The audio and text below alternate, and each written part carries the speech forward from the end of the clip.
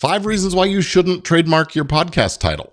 Ever thought about trademarking your podcast title? Hold up. Before you dive into the paperwork, there are some compelling reasons you might want to reconsider. Let's break it down.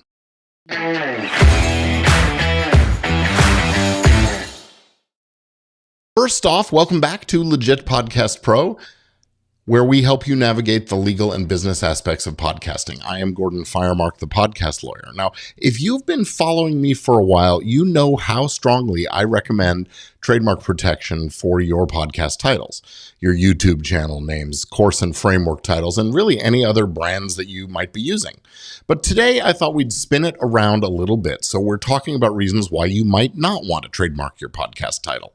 That's right, you heard me correctly. Before you rush into things, let's explore 5 reasons why you might not want to register your trademark. But before we do that, what is a trademark in the first place? Well, in simple terms, a trademark is a type of intellectual property that protects brand names and slogans and logos that distinguish goods and services in the marketplace. The primary benefit of a trademark is to prevent others from using a name that is confusingly similar to yours in the same industry.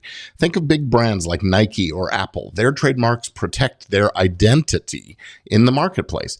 But it's important to note that not every name can be trademarked. For a trademark to be granted, the title has to be distinctive and not just descriptive of the product or services. So Apple is a great trademark for technology products because it's unique and not descriptive at all. It has nothing to do with computer technology. But Fast Car Podcast might be too generic to qualify as a registered trademark. So understanding these nuances is important before you consider trademarking your podcast title.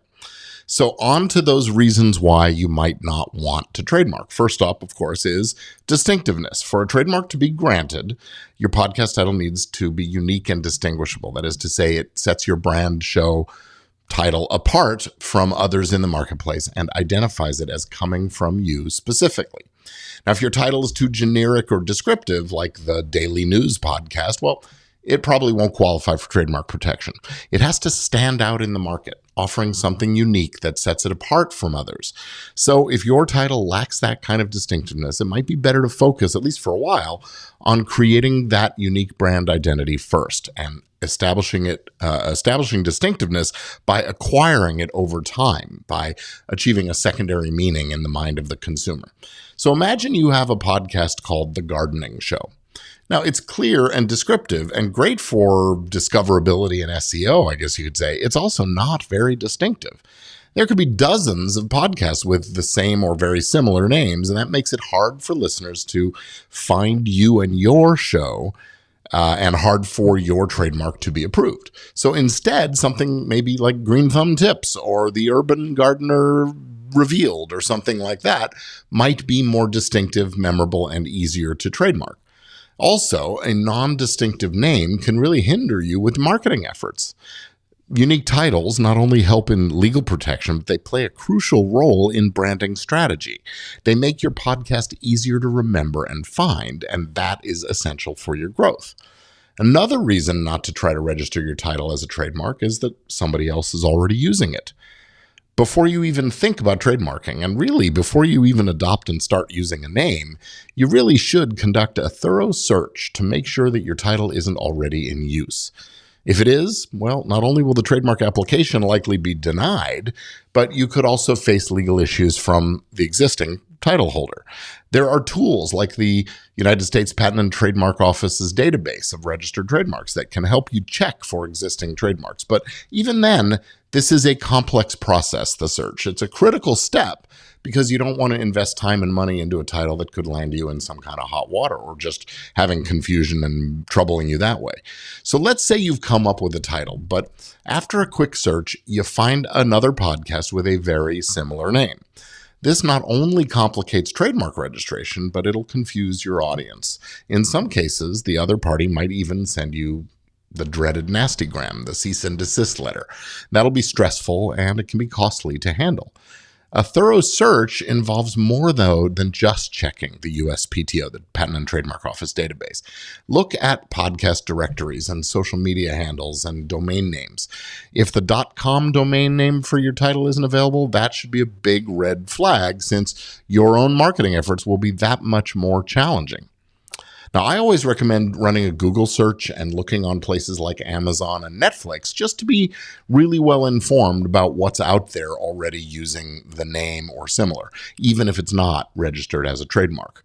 Your goal is to ensure that your title is truly unique and free from potential conflicts or confusion. Spending a little time on this step can save you a lot of time, money, and headaches down the line.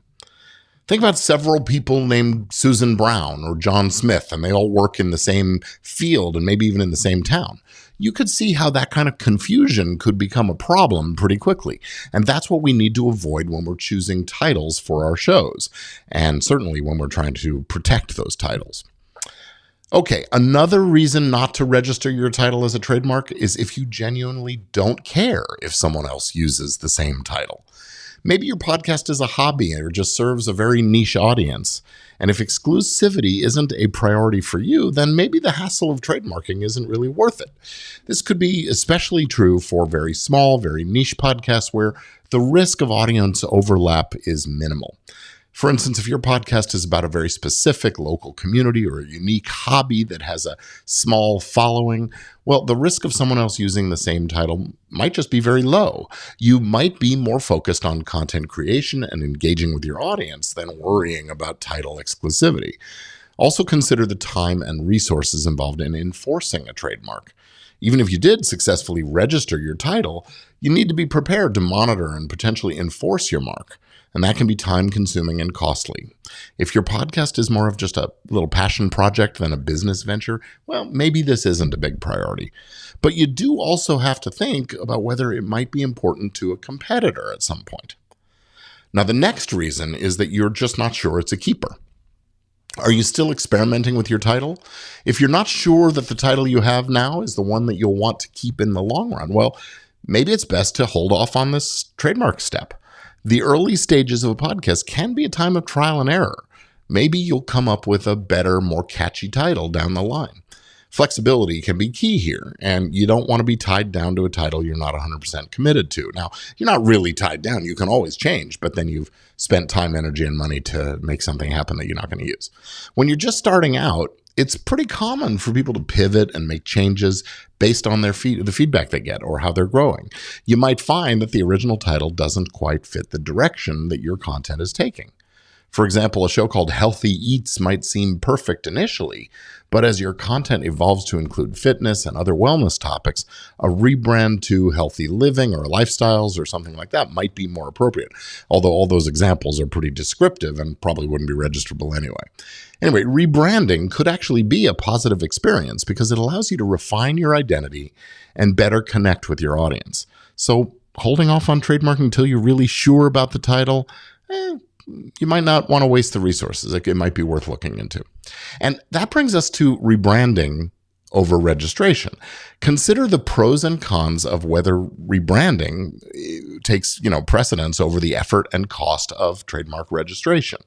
Registering is not only expensive, it's not super expensive, but it's time consuming also.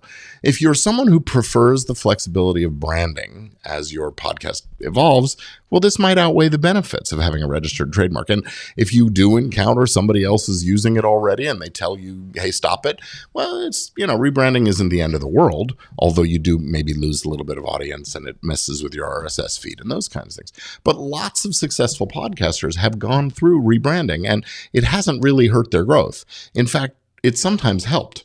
It can give you the opportunity to refresh the image of your show and reach new audiences.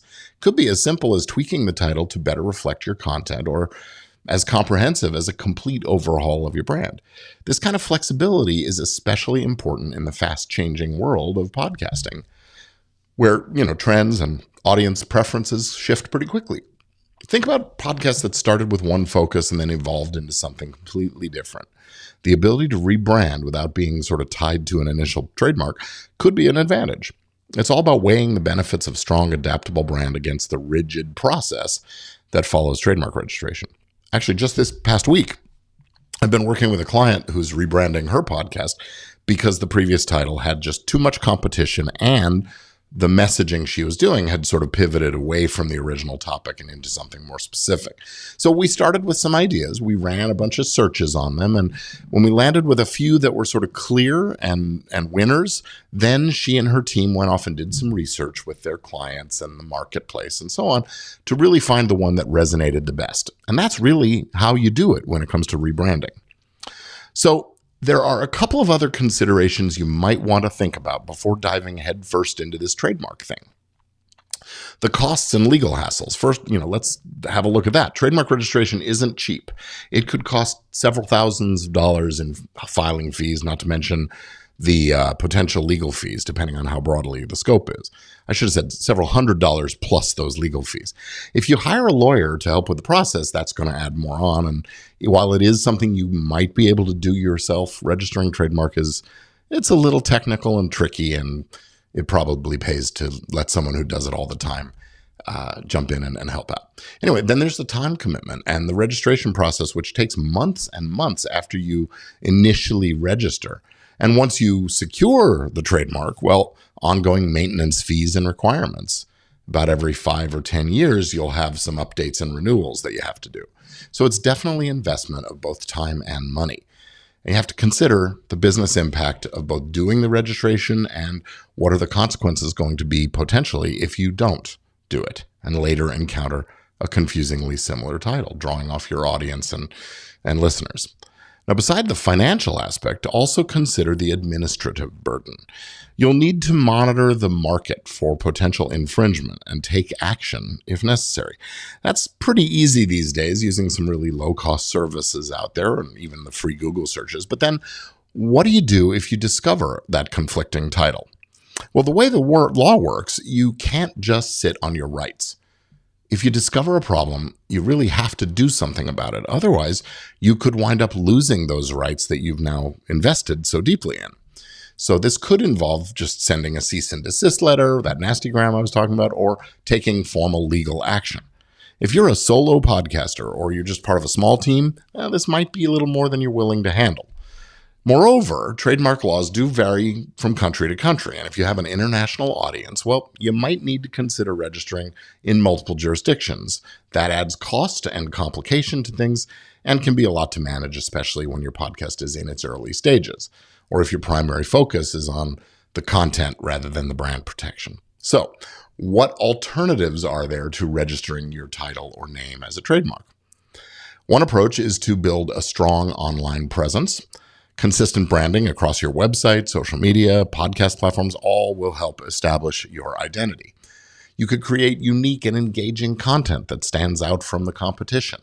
Registering domain names and securing your social media handles related to your podcast also can provide some degree of protection. Having a distinctive logo and a consistent visual brand identity also helps. It'll certainly make your podcast more recognizable. By using the same colors and fonts and styles across all platforms, it'll help you build a strong brand presence that makes it harder for others to imitate you. And focus on content quality and engagement. Unique, high-quality content is really the best way to set your podcast apart. Just be the best.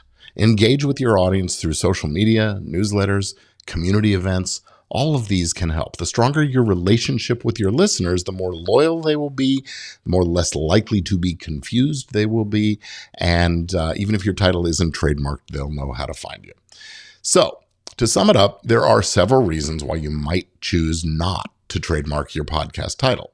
It might not be distinctive enough to get protection, or someone else could already be using it, so you just don't have the right to use it. Or you might not care if somebody else comes in and uses the same title, or you're just not sure you're going to keep it. Or maybe you just prefer the flexibility that you could rebrand anytime you want.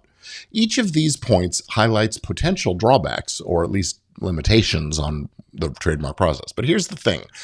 Every reason I've mentioned here in this episode can also be seen as a compelling argument for why trademark protection really is crucial.